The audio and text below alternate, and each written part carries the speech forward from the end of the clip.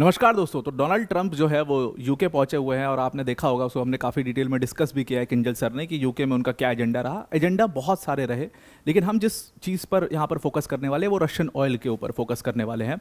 Trump पूरी तरीके से ये कोशिश कर रहे हैं कि वो एक, जैसे वो कहते हैं ना, जिसको गुटबाजी करना रशियन ऑयल के अगेंस्ट, किस तरीके से सबको एक साथ लाया जाए, कैसे कुछ भी करके रशियन ऑयल को ड्रॉप किया जाए। क्योंकि Trump has been humiliated so bad कि अब उनको समझ आ चुका है कि कुछ भी करना है अगर मुझे अपनी रिस्पेक्ट बचानी है। और सिर्फ उनकी रिस्पेक्ट नहीं, यूएस में सिचुएशन बड़ी डेस्परेट हो चुकी है ट्रंप के लिए। उनकी पूरी जो पार्टी है, उनके तरीके से सोचने वाले लोग, उन सब की जो रिस्पेक्ट है वो दाव पे लगा दी है ट्रंप ने अपनी बेवकूफ़ी में। और ये बात उनको समझ आ चुकी है अब कि उन्होंने डिसीजंस बहुत जल्दी जल्दी ले लिए, जिसकी वजह से वो पूरी तरीके से बैकफायर कर गया। अब एक ही तरीका है, वो तरीका है कि रशिया यूक्रेन का वॉर रुक जाए। और रशिया यूक्रेन के वॉर को रुकने के लिए ये चाहिए कि किसी भी तरीके से वो रशियन ऑयल की जो सप्लाई है उसको रोक दें, सारी कंट्रीज रशियन ऑयल खरीदना बंद कर दें, तब जा करके ये हो पाएगा। लेकिन वो खरीदना बंद करना इंडिया और चाइना तो बाद की बात है, यूरोप भी तो उनकी बात माने। वो यूरोप जिनको माना जाता था कि वो यूएस के पूरे कब्जे में रहता है, वो यूरोप ने बिल्कुल पूरी तरीके से ट्रंप की बात मानने से इनकार कर दिया है। वो यूरोप धीरे धीरे रशियन ऑयल खरीद रहा है, वो फीड कर रहा है।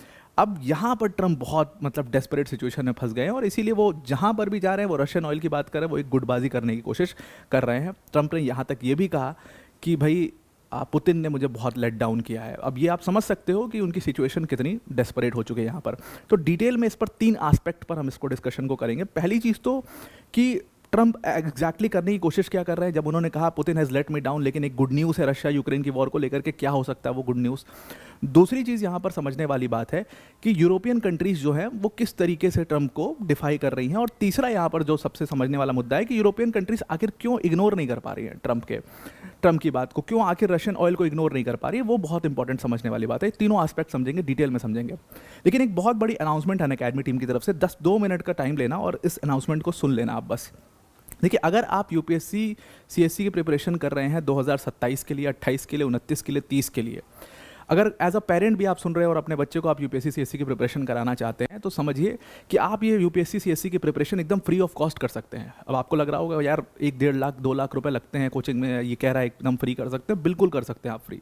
देखिए, 1 लाख 1.5 लाख 2 लाख उनके लिए लगते हैं जो 1 साल के अंदर पूरा सिलेबस जिनको ख़त्म करना होता है, रिवीजन भी करना होता है, टेस्ट भी देना होता है, सब कुछ देना होता है, उस सबका कॉस्ट जो है वो लग जाता है, लिविंग कॉस्ट लग जाता है, बहुत दुनिया भर की चीज़ें हैं। आपका बच्चा या आप अगर ये वीडियो देख रहे हो, आप घर बैठे यूपीएससी सीएससी की प्रिपरेशन कर सकते हो। सिंपली आपको क्या करना है, क्योंकि आपके पास टाइम बहुत है, 3 साल 4 साल का लगभग आपके पास समय है। आप इस समय को अपने लिए बस दिन के 2 घंटे भी आप अपने आप को देते हो तो आप यूपीएससी के बहुत करीब पहुंच सकते हो।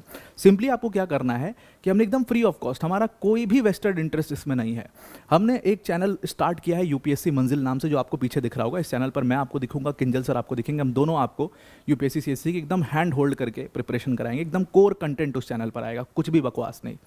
तो आपको सिंपल पिंड कमेंट में लिंक दिया हुआ हमने अपने यूट्यूब चैनल का, उसको ज्वाइन कर लेना है और बस उस चैनल को एकदम फॉलो करते रहना, एकदम सीरीज वाइज, एकदम क्रमबद्ध तरीके से, बिल्कुल स्टार्टिंग से एंड तक सब कुछ उस चैनल पर आपका कंप्लीट करवा दिया जाएगा, जिससे आपका बेस तैयार हो जाएगा और उसके बाद फिर आपको करंट अपडेट करना होगा, वो आप कर सकते हो। और यूपीएससी आप बिल्कुल बिना पैसा खर्च किए आप बिल्कुल प्रिपेयर कर सकते हो। तो इसको ज़रूर से इस चैनल को फॉलो करिए।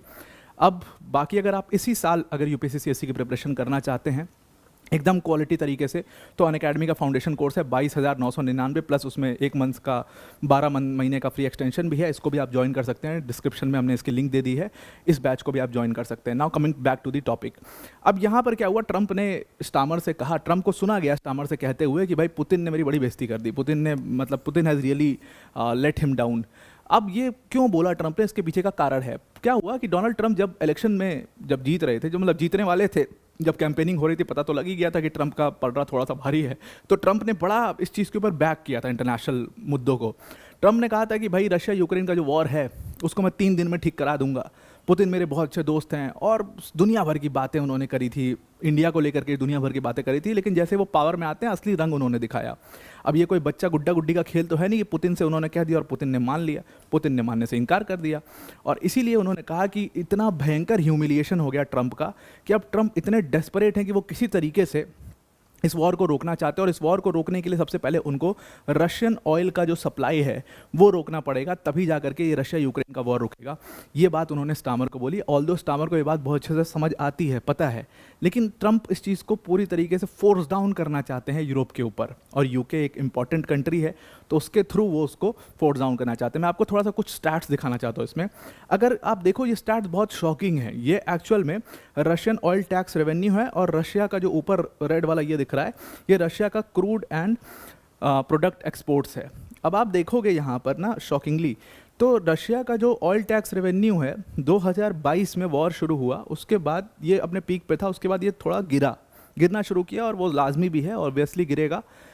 बहुत कम लेवल पर ये आ गया 2023 में, लेकिन 2023 के अगस्त के बाद से, अगस्त सितंबर के बाद से, जब ये थोड़ा सा शांति आई वॉर में, ये तेज़ी से बढ़ा है, और 2024 में भी ये तेज़ी से बढ़ना शुरू हुआ है। 2025 का अभी तक डेटा नहीं है, मतलब इतना ज़्यादा नहीं गिरा जितना ये ट्रंप सोच रहे थे, जितना यूएस सोच रहा था कि एकदम से ये एकदम नीचे आ जाएगा और एकदम रशिया जो है वो ड्रॉप आउट कर लेगा।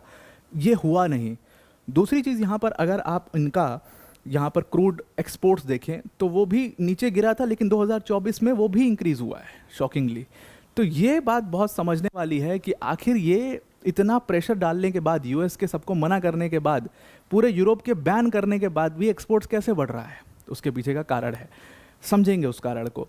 अब यहाँ पर क्या है, ये तो डेटा बोल रहा है, और जो पूरी मानसिकता है उसको भी समझने की कोशिश करेंगे। अब यहाँ पर इसी चीज़ को देखते हुए, यही चीज़ है जो ट्रम्प को खाई जा रही है कि कैसे इंक्रीज़ होता चला जा रहा है। हम एक्सपोर्ट्स को रोकना चाह रहे हैं, पर ये एक्सपोर्ट्स इंक्रीज़ होता जा रहा है, and that makes sense also. जब तक ये इंक्रीज़ होगा, रशिया बिल्कुल भी बैक डाउन नहीं करेगा, वो तो वैसे ही बैक डाउन नहीं करेगा। इतना ह्यूज है Russia, geography wise, economy wise, country wise इतना ह्यूज है कि वो यूएस के बिल्कुल भी कंट्रोल में नहीं आ रहा है।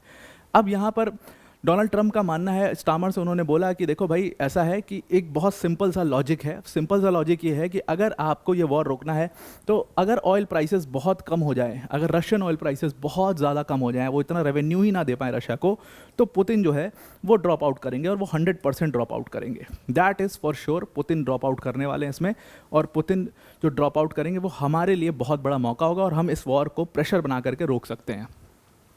लेकिन उस पूरे ड्रॉप आउट में प्रॉब्लम क्या है? प्रॉब्लम बहुत बड़ी है। प्रॉब्लम सबसे बड़ी वहाँ पर ये फंस रही है कि उनका मानना है, मैंने इस रिपोर्ट का इसमें सहारा लिया है, इस इकोनॉमिक्स ऑब्जर्वेटरी के रिपोर्ट का, कि यूरोपियन कंट्रीज़ जो हैं वो इस ऑयल को, रशियन ऑयल को लगातार खरीद रही हैं। और वही चीज़ उन्होंने स्टामर से कही।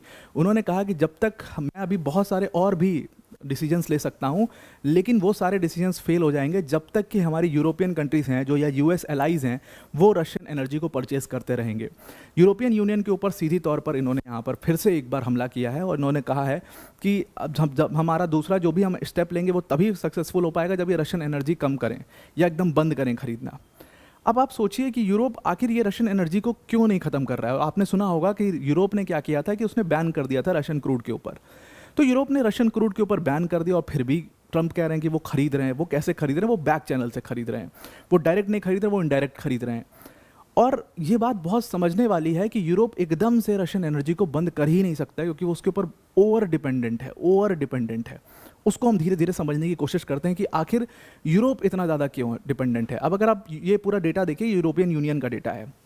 यूरोपियन यूनियन ने सबसे पहला काम किया, यूएस के कहने पर उन्होंने क्रूड को बिल्कुल खरीदना बंद कर दिया, बैन कर दिया। और दूसरी चीज़, वो इसके लिए भी देख रहे हैं किस तरीके से हम लिक्विफाइड नेचुरल गैस को फेज़ आउट करें, लेकिन वो फेज़ आउट कर नहीं पा रहे हैं। अब यहाँ पर आप देखिए, ये क्रूड ऑयल का है। क्रूड ऑयल की जो सप्लाई है पूरी, वो 5 बिलियन से भी कम हो गई है। लेकिन आप यहाँ पर पाइप गैस का देखिए, आप यहाँ पर एलएनजी का देखिए, आप यहाँ पर रिफाइंड ऑयल का देखिए, इन तीनों की सप्लाई आज भी बहुत ज़्यादा है, और यूरोपियन कंट्रीज़ जो हैं वो इससे बच नहीं सकती। अब वो डायरेक्टली रशियन क्रूड तो नहीं खरीद रहे हैं, लेकिन रशियन क्रूड के जो प्रोडक्ट्स हैं वो दूसरे से खरीद रहे हैं। वो रशियन क्रूड के प्रोडक्ट्स को इंडिया से ले रहे हैं, वो टर्की से ले रहे हैं। तो बात घुमा फिरा के वही हो गई, कान आप ऐसे पकड़ो या कान घुमा करके पकड़ो, बात वही हो गई। आखिर उससे क्या हो रहा है? रशिया को ही तो रेवेन्यू मिल रहा है, और रशिया को ही जो ये रेवेन्यू मिल रहा है वो उसको अपने वॉर में यूज़ कर रहा है। इसीलिए ट्रंप का मानना है कि जब तक ये यूरोपियन कंट्रीज़ रोकती नहीं है, जब तक ये पूरा फेज़ आउट नहीं करती, तब तक हम कुछ भी नहीं कर पाएंगे। और इसके लिए वो ज़ेलेंस्की से भी मिलना चाहते हैं। खैर, ज़ेलेंस्की तो क्या ही करेगा, उसका क्या ही रोल है। अब ये समझना बहुत ज़रूरी है कि आखिर इतना कहने पर भी यूरोपियन कंट्रीज़ बच क्यों नहीं पा रही हैं रशियन एनर्जी खरीदने से। उसके बहुत सारे कारण हैं। पहला कारण तो सबसे ज़्यादा ये है कि रशिया जो है रशियन ऑयल का इन्फ्लुएंस सीधा सीधा ग्लोबल प्राइसेस के ऊपर है, वो इतना बड़ा है कि उसका सीधा इन्फ्लुएंस है ग्लोबल प्राइसेस के ऊपर। मान लीजिए कि अगर यूरोप पूरी तरीके से बैन कर देता है कोई भी रशियन इंपोर्ट को, किसी भी प्रकार के रशियन इंपोर्ट को बैन कर देता है, तो क्या होगा उससे? रशिया क्या करेगा, उसको शिपमेंट्स को अपनी रिडायरेक्ट करेगा चाइना की तरफ, शिपमेंट्स को अपनी रिडायरेक्ट करेगा एशिया की, इंडिया की तरफ, चाइना की तरफ, इन सारी कंट्रीज़ की तरफ, और ये कंट्रीज़ खरीद लेंगी। अब यूरोप को क्या करना पड़ेगा? उनसे compete करने के लिए यूरोप को तेल तो चाहिए ही, कहीं और से लेना पड़ेगा, तो वो मिडिल ईस्टर्न ऑयल के ऊपर डिपेंड होगा, यूएस से ऑयल लेगा, यही सब ऑप्शंस बचते हैं उसके पास। यूएस के पास अपना ही पूरा नहीं पड़ता, वो क्या ही एक्सपोर्ट करेगा उतनी बड़ी मात्रा में, तो मिडिल ईस्टर्न ऑयल बचा।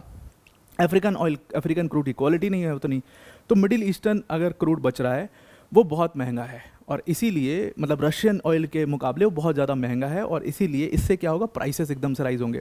तो इवन वो पूरी तरीके से फेज आउट भी कर दें, तब भी यूरोपियन कंट्रीज़ को प्राइसेस जो है वो चेक नहीं रख पाएंगे, और प्राइसेस में उनको बहुत घाटा होगा यहाँ पर। तो अनलेस और अनटिल कुछ यहाँ पर मिडिल ईस्टर्न ऑयल को लेकर के कुछ सस्ता वस्ता करा दें ट्रंप, तब तक तो ये काम नहीं हो सकता, और तब तक रशियन सप्लाई बंद नहीं हो सकती। दूसरा इसका बहुत बड़ा कारण ये भी है कि अगर मान लो ये पूरी तरीके से अचानक से एकदम मतलब ग्लोबल मार्केट से रिमूव कर देते हैं रशियन क्रूड को, तो एकदम से प्राइस जो है वो बढ़ेंगे, और प्राइस बढ़ेंगे तो उससे सीधा सीधा उनकी इकोनॉमीज़ के ऊपर हमला होगा।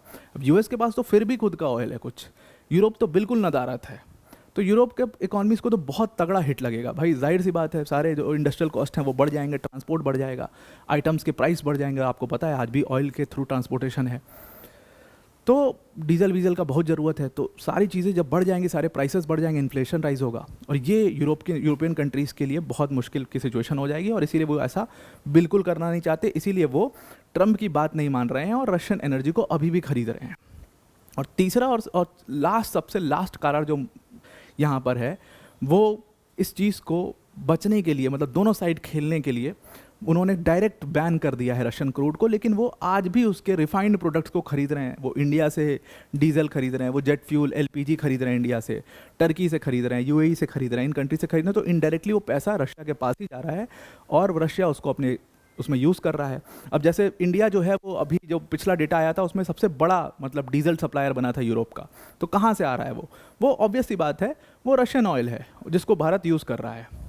तो ये पूरा मामला था, और ट्रंप ने जाते जाते, मतलब जब वो अपनी फ़्लाइट को बोर्ड कर रहे थे, जाते जाते उन्होंने बोला कि देखो आई नो यूके कल्प्रिट नहीं है, यूके नहीं खरीद रहा है रशियन ऑयल को, ना ही छुपा के खरीद रहा है, ना इनडायरेक्टली खरीद रहा है, नहीं खरीद रहा है, लेकिन बहुत सारी यूरोपियन कंट्रीज़ हैं जो रशियन ऑयल खरीदते हुए पकड़ी गई हैं, और मैं जानता हूँ बहुत सारे ऐसे नेटो की कंट्रीज़ हैं जो रशियन ऑयल खरीदते हुए पकड़ी गई हैं, और मैं जानता हूँ, और ये बिल्कुल भी सही नहीं है, उनके खिलाफ भी एक्शन हो सकता है। ये ट्रंप ने एक धमकी देते हुए जाते जाते उन्होंने एक धमकी दी। तो अब आपको पूरा ये आर्टिकल समझ में आ गया होगा। तो आज के लिए इतना ही, thank you and have a nice day.